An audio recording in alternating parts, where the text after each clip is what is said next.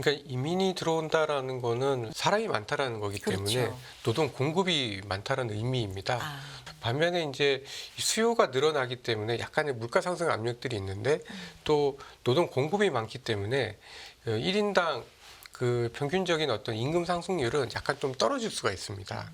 이민 증가라는 거는 이론적으로 보면 그 경제의 어떤 수요 측면에서는 플러스고 물가 측면에서는 중립적인 그런 의미라고 보시면 되는데 최근 들어서 어쨌든 미국에서 노동 가능 인구가 늘어나면서 서서히 임금 상승률이 더 떨어지고 있기 때문에 이 미국에서는 이 이민 증가라는 게 굉장히 그 골드락스 어떤 흐름을 유지시키는데 굉장히 좀 중요한 요인으로 작용을 하고 있다 이렇게 좀 봐야 될 것 같습니다. 한 분 한 분 또 모시고 시장 얘기, 경제 얘기 이어가 봅니다. 유진투자증권 리서치센터의 허재환 상무 함께 하겠습니다. 어서 오십시오. 네, 안녕하십니까. 상무님 안녕하세요. 네. 최근에 여러 경제 상황, 환경을 한번 좀 짚어보겠습니다. 1분기에 최고치를 경신하고 정말 좋은 성적을 거두면서 달려갔던 미국 증시가 확연하게 2분기 들어서 4월 들어서는 좀 방향성을 이렇게 찾지 못하고 네. 심지어는 약간 아래쪽으로 방향을 잡나? 뭐 이런 생각도 들거든요. 최근에 어떻게 보고 계세요, 상무님? 네, 말씀하신 대로 1분기 때는 그 뭐 AI, 그다음에 뭐 반도체 이런 성장주들을 중심으로 해가지고 미국 시장이 사실은 뭐 거의 거침없이 올랐다라고 봐도 될 것 같은데요. 이게 이제 최근 들어서 보면은 금리 인하에 대한 어떤 기대감들이 약간 꺾이면서 전체적으로 좀 방향성을 좀 잃어가거나 시장 내부적인 어떤 변화들을 좀 겪고 있는 걸로 좀 보여집니다. 네. 그래서 좀 전체적으로 봤을 때는 1분기보다는 너무 성장주 쪽에 쏠리기보다는 조금 균형을 좀 찾아야 되는 그런 상황이 아닌가라고 생각을 하고 있습니다. 많이 오른 데 따른 성적이 말씀드린 것처럼 워낙 좋았기 때문에 속도 조절을 좀 하고 있는 건지 사실 들어오기 전에 잠깐 대화 나눌 때 우리 생각해 보니까 정말 5월 되면 셀인메이라는 얘기가 또 나오겠더라고요. 네. 5월만 되면 왜 그런 얘기들 좀 하지 않습니까? 그런데 4월부터 좀 이렇게 방향을 못 잡고 있는 게 어떤 의미로 좀 봐야 되는 건지 잠시 좀 쉬어가는 게 필요한 타이밍으로 봐야 되는 건지 단도직입적으로 어떤 쪽이세요, 상무님은? 저는 좀 쉬어가게 되면은 오히려 이제 셀린메이를 좀 피할 수 있지 않을까라고 생각을 좀 하고 있는데 네. 그만큼 좀 미국 시장에서 지금 좀 투자 심리가 약간은 좀 과열스러운 측면들이 좀 나타나고 있는 것 같습니다. 과열에 따른 좀 쉬는 측면이다. 지금 같은 경우는 일단 1분기까지는 금리 쪽으로는 좀 무시하면서 네. 기업들의 기대감으로 좀 많이 달려온 것 같은데요. 다시금 금리 쪽으로 좀 어떤 관심이 옮겨가는 것 같기도 하고요. 맞나요? 어떻게 보고 네. 계세요, 상황은? 그러니까 1분기 때는 네. 이제 금리가 오르긴 했습니다만은 네.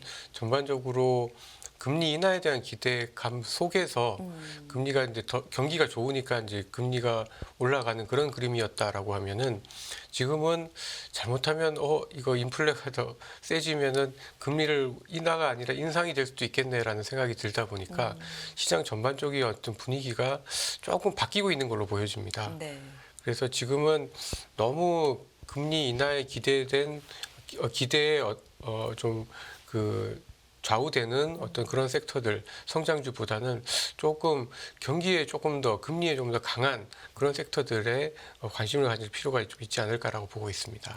당초에는 3월 금리 인하 첫 뭐 네. 예상을 했었는데 이게 계속 미뤄지면서 급기야는 좀 약간 극단적이긴 하지만 올해 없을 수도 있고 네. 뭐 인상이 있을 수도 있다 이런 얘기까지 나오고 있는 이유는 우리가 전반적으로 뭐에 있다고 보면 될까요? 뭐 그만큼 미국 경제 지표들이 최근 들어서 되게 좋기 때문이 아닌가라고 좀 보여지는데요. 네. 약간 좀 그 가장 크게는 1, 2월 달 미국의 CPI가 예상보다 좀 높게 나왔는데 그 내용들을 보면은 서비스업 물가는 떨어지긴 떨어지되 굉장히 천천히 떨어지고 제조 물가가 약간 고개를 들기 시작을 하고 있습니다. 그러다 보니까 이거 잘못하면 물가가 다시 고개를 들겠네라는 걱정들을 좀 하게 되고 있는 것 같고요. 그리고 특히 이제 제조업 경제 지표들이 바닥에서 조금 올라오고 있다라는 거 이런 거가 조금 같이 겹치면서 잘못하면 경기 사이클 다시 도나 뭐 이런 생각들로 좀 이어지고 있는 걸로 좀 보여지는데요. 네. 특히 이 부분에 있어서 좀 그래도 걱정을 안 해도 되는 이유, 그다음에 그래도 여전히 사람들이 조금 인플레에 대해서 걱정하는 이유가 이제 겹치는 이유가 최근에 미국의 고용 시장에서는 그 이민자 수가 많이 늘어나고 있기 때문에 그것 때문에 고용은 잘 되고 그러면서도 임금 상승률은 그렇게 높아지지 않는 그런 모습들이 아직까지는 유지가 되고 있는데 혹시나 이게 이제 미국 경기가 더 뜨거워졌을 경우에는 임금 상승률이 다시 올라가게 되면은 미국이 금리 인하를 못할 수도 있다라는 어떤 그런 걱정들로 이어지고 있는 걸로 보여집니다. 네. 지금 이민자 얘기를 해주셨으니까요. 이민자가 늘고 있다라는 건 저도 이제 통계를 통해서 기사를 통해서 좀 봤는데 2000년대 이후에 매년 100만 명에 가까운 이민자가 꾸준히 미국으로 이제 유입이 되고 있다고 하고요. 역대 가장 많은 수준, 뭐 전체 인구의 거의 14%에 육박하는 이민자 구성이 있다라는 건 통계를 통해서 좀 볼 수가 있는데 이 이민자와 뜨거운 고용 시장, 또 경제 지표, 물가, 금리 이걸 전체적으로 어떻게 연관성을 좀 보면 좋을까요? 그러니까 이민이 들어온다라는 거는 사실 이제 그 사람이 많다라는 거기 때문에 그렇죠. 노동 공급이 많다라는 의미입니다. 노동 공급이 많으면은 사실 구인하는 기업들 입장에서는 굉장히 좀 편한 거죠. 그래서 고용을 많이 할 수 있는 상황이 좀 되는 거고 또 그렇게 구인을 많이 하게 되면 아무래도 소비가 좋아지기 때문에 경제 성장 측면에서는 어쨌든 플러스 효과가 좀 더 커진다라고 좀 보여지고요. 반면에 이제 수요가 늘어나기 때문에 약간의 물가 상승 압력들이 있는데 또 노동 공급이 많기 때문에 1인당 그 평균적인 어떤 임금 상승률은 약간 좀 떨어질 수가 있습니다. 그래서 사실은 이민 증가라는 거는 이론적으로 보면 그 경제의 어떤 수요 측면에서는 플러스고 물가 측면에서는 플러스라기보다는 약간 중립적인 그런 의미라고 보시면 되는데 최근 들어서 어쨌든 미국에서 노동 가능 인구가 늘어나면서 서서히 임금 상승률이 더 높아지고 좀 서서히 떨어지고 있기 때문에 이 미국에서는 이 이민 증가라는 게 굉장히 그 골드락스 어떤 흐름을 유지시키는데 굉장히 좀 중요한 요인으로 작용을 하고 있다 이렇게 좀 봐야 될 것 같습니다. 그러니까 이민자 유입이 기업들로 하여금 임금 인상 없이 고용을 하게 하고 이게 경제가 좀 돌게 하고 그러니까 성장은 하는데 인플레는 또 누를 수 있고 뭐 이런 관계가 있다는 말씀이시네요. 네. 최근에 나온 고용 지표에도 이게 좀 반영이 되어 있나요, 성우님? 네, 그렇습니다. 네. 그러니까 이제 크게 두 가지를 보시면 되는데요. 노동 참여, 경제 활동 그 참여율을 보시면 되는데 경제 활동 참여율이 지난달보다 0.2%포인트가 올랐어요. 그러니까 코로나 이후에 그 일할 사람이 없다라고 했을 때는 잘 안 올랐던 경제 활동 참여율이 이제 올랐다라는 거는 그만큼 이제는 사람들이 구직을 하기 시작을 했다라는 의미인 거잖아요. 구직을 하게 된 의미는 뭐 여러 가지로 이제 있긴 하겠습니다만은 경제가 좋은 것도 있긴 하겠습니다만은 이제 경쟁이 치열해지는 거죠.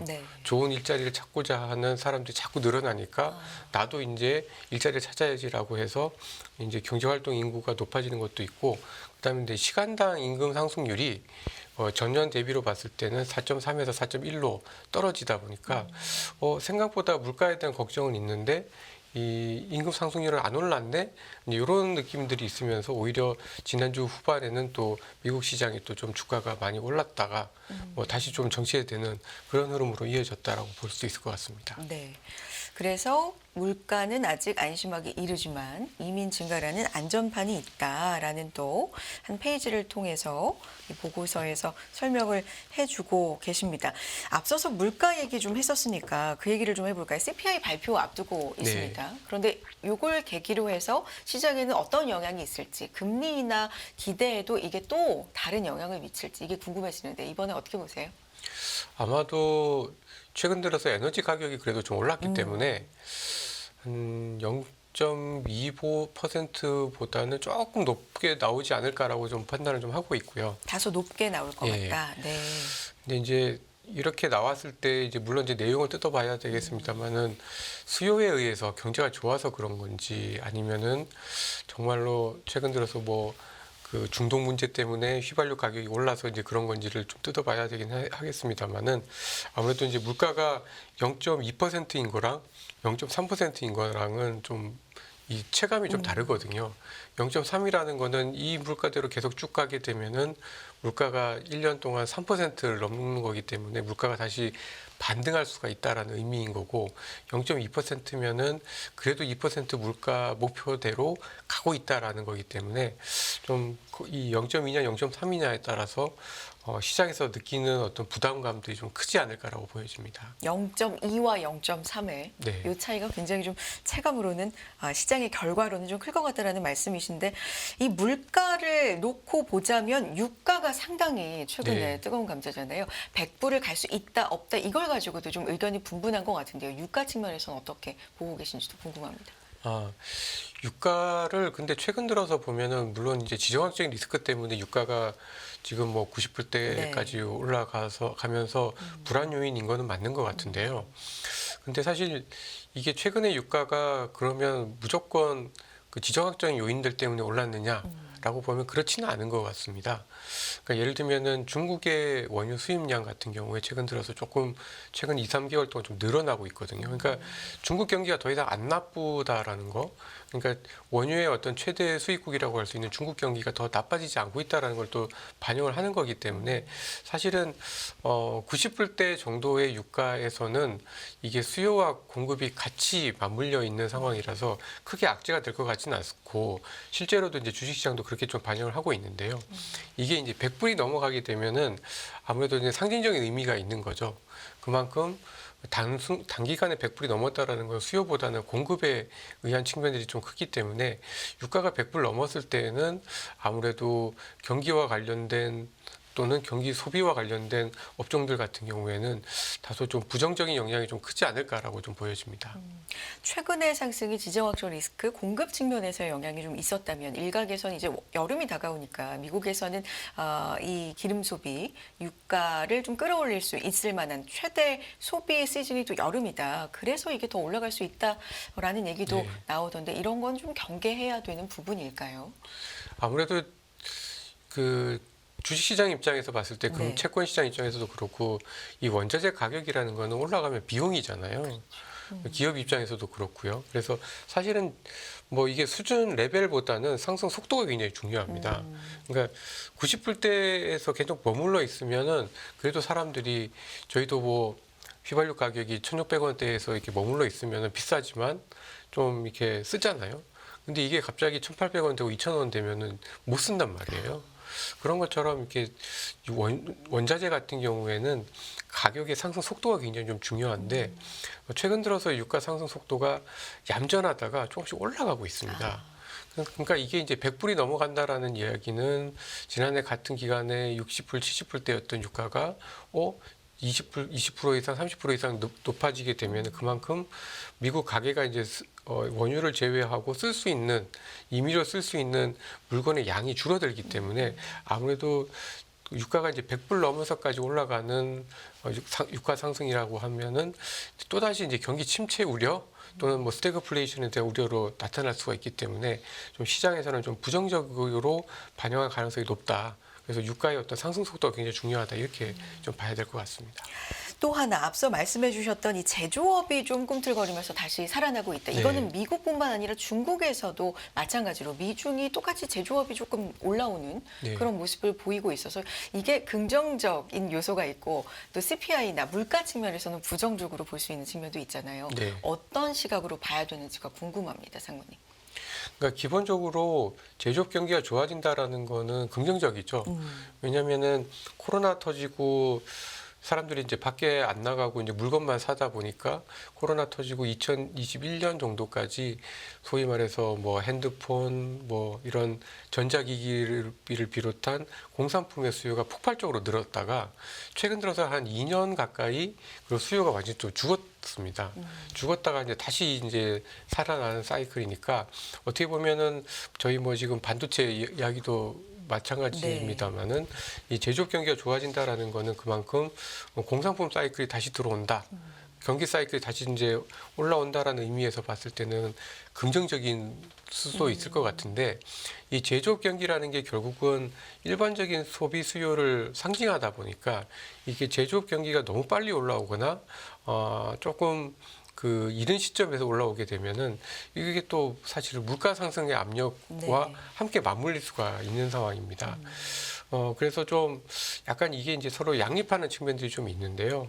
근데 저희가 보기에는 지금 만약에 그 제조업 경기가 좋아진다라고 하면은 그동안에는 이제 미국 경기만 굉장히 좀 좋았다라는 측면들, 주로 이제 서비스에 의해서 미국 경기만 좋았다라는 흐름에서 약간 유럽이나 중국이나 한국 쪽으로 오히려 제조업 비중이 높은 이런 나라들 쪽은 오히려 조금 더 수혜 요인이 좀 더 크지 않을까라고 좀 보여져서 제가 봤을 때는 제조업 경기가 좋아진다라는 거는 인플레에 대한 어떤 상승 요인을 자극하는 요인들도 있습니다만은 상대적으로 미국에 비해서 그동안 못했던 넌 US 지역들, 유럽, 중국, 한국의 제조업 경기 사이클이 좋아지는 쪽으로 좀 봐야 되기 때문에 어떻게 보면 약간의 그 금리 인하의 어떤 폭은 그렇게 크지 않을 수는 있지만 전반적인 어떤 경기 사이클은 한 번 더 좋아질 수 있는 그런 계기로 좀 작용할 수 있다라고 보여집니다. 네. 지금 뭐 유가를 비롯해서 그에 따른 물가 또 경기의 전반적인 상황, 금리 인하 얘기까지 전반적으로 좀 최근의 상황들을 짚어보고 있습니다. 이런 가운데 미국보다도 유로존에서 금리 인하를 조금 더 네. 먼저 단행할 수 있다라는 전망들도 좀 속속 나오고 있는 상황이잖아요. 유럽은 지금 어떤 상황입니까? 유럽은 굉장히 안 좋았다가요. 최근 들어서 조금 나아지고 있습니다. 네. 그러니까 유럽의 물가가 지금 헤드라인 물가로 보면 거의 2%대로 미국보다도 먼저 지금 이제 떨어졌는데요. 그만큼 유럽 경기가 안 좋았다는 얘기인 거죠. 네, 네. 근데 어쨌든 물가가 이제 2%대로 이제 다가서다 보니까 ECB는 6월에는 금리 인하를 할 것 같다라는 이야기들을 이렇게 꾸준히 좀 하고 있는 상황이라서 미국은 약간 지금 6월에서 뭐 7월, 네. 9월 올해 안 할 수도 있다라고 이렇게 자꾸 밀리는 분위기인 거와는 달리 유럽은 연속적이지는 않을 수는 있습니다만은 6월에는 금리를 인하를 할 거다라는 게 이제 컨센서스로 형성이 되어 있는 상황입니다. 근데 그러다 보니까 조금 제조업 쪽에서 유럽 그리고 제조업을 비롯한 경기 쪽에서 이 유럽의 경기가 더 나빠지진 않을 거다라는 좀 그 기대감들이 좀 솟아오르고 있는 상황이고요. 뭐 일반적으로 유럽 같은 경우에는 통화량이 이렇게 늘어나게 되면 한 6개월에서 12개월 뒤에 이제 경기가 확 살아나게 되는데 아무래도 이제 금리를 낮추게 되면은 통화량이 늘어날 가능성이 높기 때문에 올해 하반기에 유럽의 경기는 그래도 지난 1년 동안 유럽 안 좋다 안 좋다라는 이야기를 계속 듣고 살았던 사람들 입장에서 봤을 때는 굉장히 좀 위로가 되는 그런 신호가 좀 되지 않을까라고 판단을 좀 하고 있고 특히 이렇게 유럽의 경기가 좋아질 때는 이제 제조업도 좋아질 수가 있고요.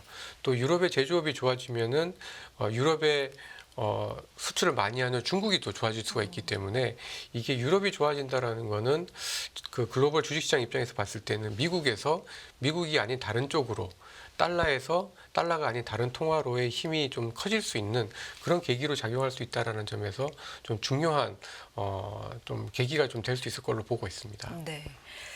그렇다면 6월 가능성이 좀 커지고 있고 미국 같은 경우는 좀 밀린다라고 했었는데 상무님 같은 경우는 당초에 그 전망을 좀 유지하고 계십니까? 아니면 좀 수정을 하고 계세요? 미국의 금리 인하 시점. 좀 수정했습니다. 수정했습니다. 네.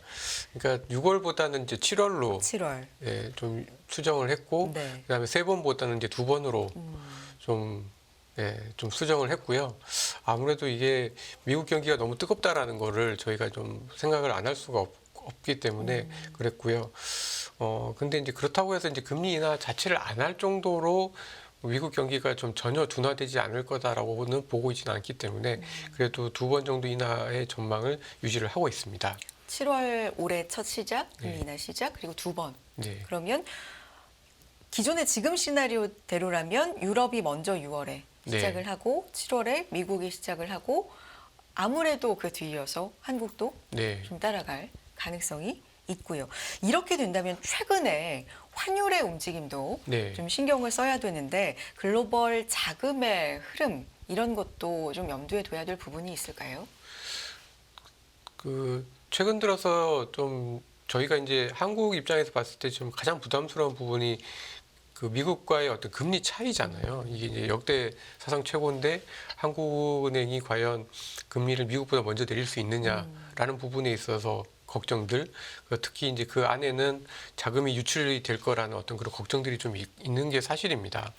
근데 사실 지금 저희 한국 주식시장을 보면 물론 외국인 투자가들이 한국 시장을 전반적으로 이렇게 골고루 산다라고 보고 있지는 않습니다만은 반도체를 중심으로 네. 사고 있습니다만은 그래도 작년 그리고 올해 원화가 되게 약세임에도 불구하고 한국 주식을 산단 말이에요.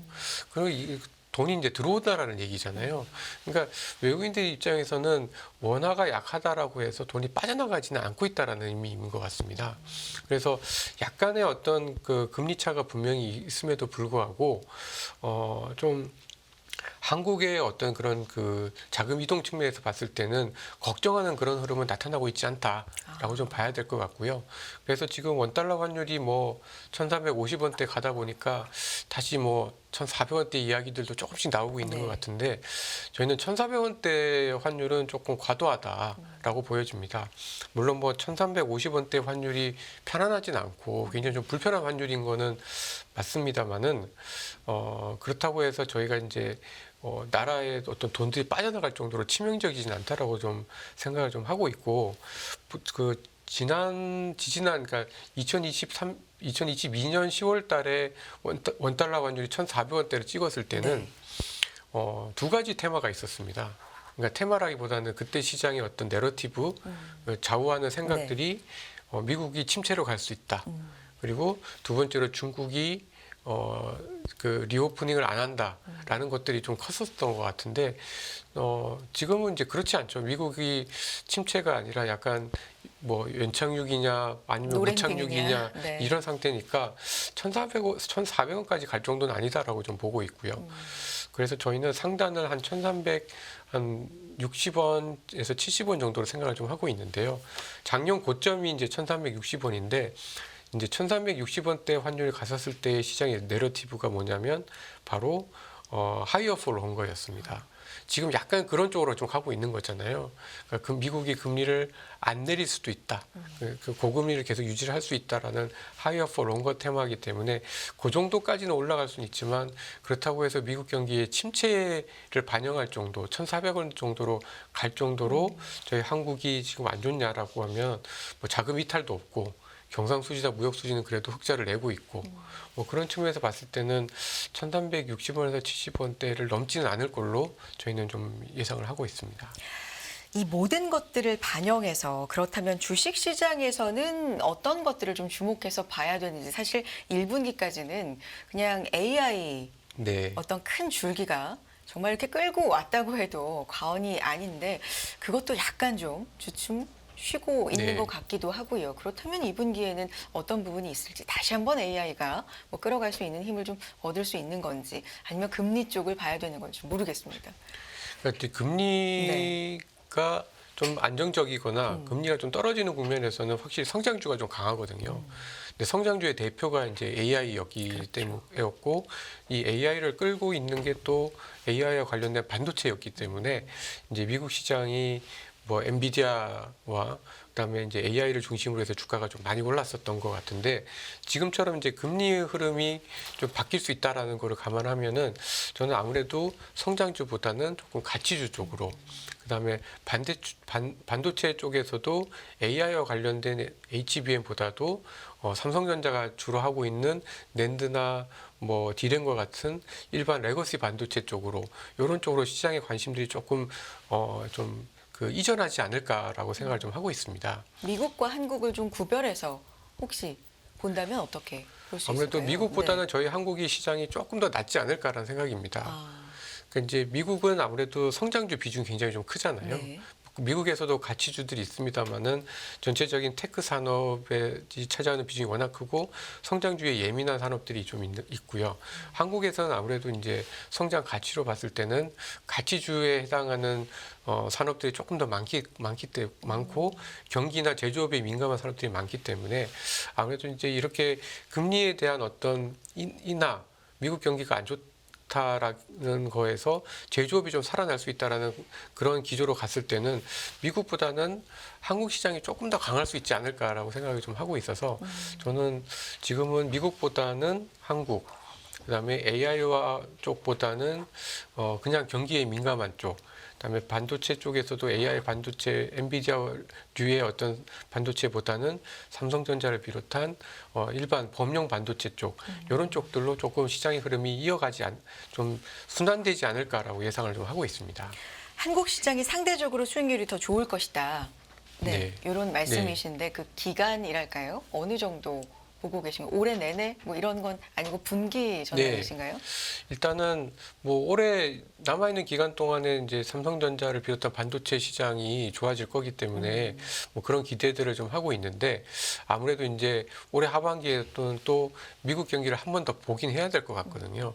근데 지금 어쨌든 제조업 경기가 좀 좋아지는 상황에서는 적어도 올해 여름 정도나 가을 정도까지는 이 지금 디램 가격이나 반도체 경기 사이클이 좋아질 확률이 굉장히 높기 때문에 아무래도 이제 좀 한국 시장도 여름 정도까지는 충분히 상대적인 강세 흐름을 그동안에 좀 부진했습니다만은 강세 흐름을 좀 이어갈 수 있지 않을까라고 생각을 좀 하고 있습니다. 다만 이제 그 삼성전자와 같은 이런 범용 반도체 시장이 좋아질 때가 좀 문제가 뭐냐면 삼성전자가 참 계륵 같은 존재인 게 너무 비중이 크기 때문에 삼성전자가 시장을 끌고 가게 되면은 오히려 종목별 흐름은 조금 약해지는 경향들이 있습니다. 자금이 좀 쏠리는. 네. 네. 삼성전자가 너무 크기 때문에 삼성전자를 쫓아가기 위해서는 다른 종목들을 팔거나 좀 줄여서 가야 되는 자금들도 분명히 있기 때문에 아무래도 저희 국내 주식시장이 조금 좋더라도 주식시장의 어떤 종목별 흐름이나 상승의 범위가 아주 넓지는 않을 걸로 그렇게 좀 보고 있습니다. 최근에 이미 그런 흐름이 좀 나타나고 네. 있는 거 아닙니까? 네, 그렇죠. 그렇다면 이런 시장에서 약간 뭐 삼성전자 자체도 지금 실적 같은 경우는 좀 잘 나왔는데 오히려 실적 발표 이후의 상승은 약간 네. 좀 힘에 붙이는 흐름이 좀 있습니다. 이건 어떻게 진단해 보면 좋겠습니까? 기대감이 좀 많이 반영이 됐다 그렇죠. 미리 이렇게 보면 될까요? 그러니까 실적이 굉장히 좀 잘 나왔고 네. 예상했던 것보다 잘 나올 거고 앞으로도 잘 나올 거긴 하지만 사실 이제 그러한 부분을 이미 좀 많이 반영을 했다라고 봐야 될 것 같고요. 그런 관점에서 조금 쉬고 있는 걸로 좀 보여지는데 그래도 지난 한 일주일 또는 뭐 한 달 동안 이렇게 보면은 엔비디아 같은 이런 AI 반도체 쪽은 거의 쉬고 있는 반면에 삼성전자가 좀 올라오고 있고 전반적으로 이렇게 반도체 주요 핵심 반도체들 주가 중에서는 이 삼성전자가 가장 못 올랐기 때문에 가장 가치주스러운 반도체 중에 하나라서 오히려 지금부터 조금 더 힘을 내도 되지 않을까라는 생각을 저는 좀 하고 있습니다. 그리고 앞서서 경기 민감 쪽에 좀 더 관심을 네. 갖자라는 말씀도 해주셨기 때문에 구체적으로 여기에는 어떤 부분이 있는지도 좀 궁금한데요. 예, 그러니까 금리가 떨어진다라고 네. 했을 때는 약간 성장주 쪽, 그러니까 예를 들면 뭐 바이오 헬스케어라든지 뭐 이런 쪽들이 좋다라고 보면은 금리가 오를 때 또는 이제 금리 인하에 대한 기대가 좀 약해도 오를 수 있는 업종으로는 이제 반도체 같은 것들이 있고요. 그다음에 은행 업종, 그다음에 기계 업종, 그다음에 뭐 보험 업종, 그다음에 조선 업종 뭐 이런 것들이 있습니다. 그래서 이런 업종들은 주로 경기에 민감해서 금리가 좀 오르는 거에 대해서 오히려 금리가 오를 때 좀 더 강한 그런 업종들이기 때문에 저희가 반도체와 더불어서 좀 관심 있게 좀 봐도 되는 업종으로 생각을 좀 하고 있고요. 그리고 또 한 가지는 환율인데요. 네. 지금 원달러 환율이 조금 더 올라갈 수 있다라고 만약에 본다라고 하면 1,400원은 넘지는 않겠지만 올라간다라고 보면 환율이 올라갈 때 이 영업이익에 대한 어떤 기대치들이 함께 높아질 수 있는 업종들이 있습니다. 그게 바로 자동차, 운송, 기계 이런 업종들인데요. 이런 업종들 같은 경우에는 아마도 이번 분기에 실적을 발표할 때 생각보다 예상을 상회하는 실적을 발표할 가능성이 높기 때문에 관심 있게 좀 볼 필요가 있지 않나라고 생각하고 있습니다. 알겠습니다. 전반적으로 지금 써주신 보고서, 따끈따끈한 보고서인데 40페이지가 넘습니다. 글로벌 전략 보고서에서 전반적인 제목은 이제 균형 잡기라고 해주셨고요. 오늘 그런 의미에서 미국 그리고 우리 시장, 또 환율에 대한 이야기, 여러 가지 금리 인하에 대한 매크로적인 이야기도 전반적으로 다뤄주셨습니다. 결론을 좀 짓도록 하죠. 균형 잡기라는 제목을 네. 써주신 거에 이제 결론이 좀 녹아 들어 있는 것 같긴 한데 어떤 전략 필요합니까?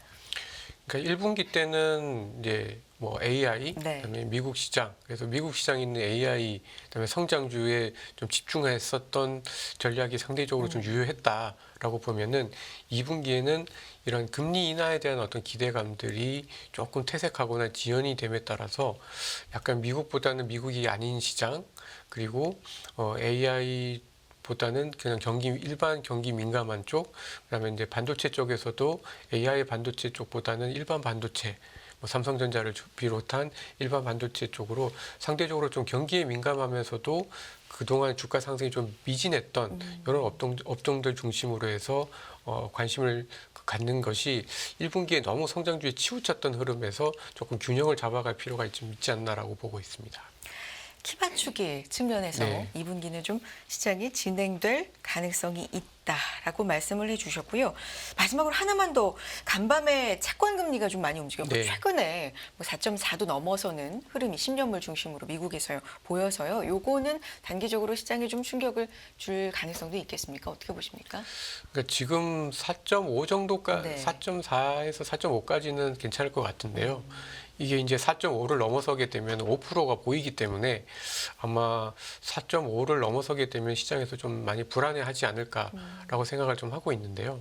근데 이제 시장에서 이제 불안해하는 이유는 그만큼 좀 위험 자산들, 특히 이제 AI 쪽이나 이런 쪽으로 많이 들고 있기 때문에 좀 위험하지. 사실은 이제 금리와 함께 갈 수 있는 섹터들 같은 경우에는 오히려 금리가 올라감에 따라서 수혜가 있을 수가 있기 때문에 큰 충격, 시장에 따라서는, 종목에 따라서는 이 차이가 좀 많이 나타나지 않을까라고 생각을 좀 하고 있습니다. 그리고 미국 같은 경우에는 4.4에서 4.5를 넘어가게 되면 또 약간 경기에 대한 부담들이 네. 좀 높아질 수가 있기 때문에 전반적으로는 그 이상을 크게 넘지는 않을 걸로 저희는 좀 생각을 좀 하고 있습니다. 여기까지 듣도록 하겠습니다. 유진투자증권 리서치센터 허재환 상무 함께했습니다. 오늘 말씀 감사합니다.